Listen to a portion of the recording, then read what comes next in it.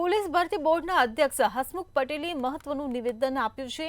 લોકરક્ષક દળની ભરતી પ્રક્રિયામાં લેખિત અને શારીરિક કસોટીમાં ગેરરીતિ આચરનારા 37 ઉમેદવારોને ગેરલાયક ઠેરવ્યા છે।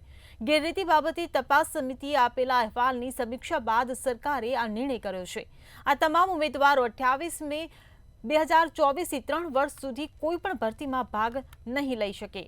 આ ઉપરાંત આગામી 26 ઓગસ્ટથી 9 સપ્ટેમ્બર સુધી પીએસઆઈ અને લોકરક્ષક ભરતી માટે પોર્ટલ ખુલ્લું મૂકવામાં આવશે, જેના કારણે જે ઉમેદવારો અરજી કરવાથી વંચિત રહ્યા છે તેવા ઉમેદવારો અરજી કરી શકશે।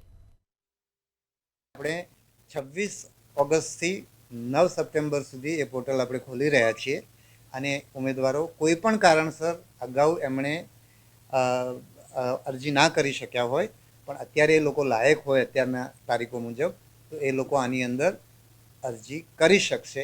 જે લોકોએ અરજી પહેલાં કરેલી છે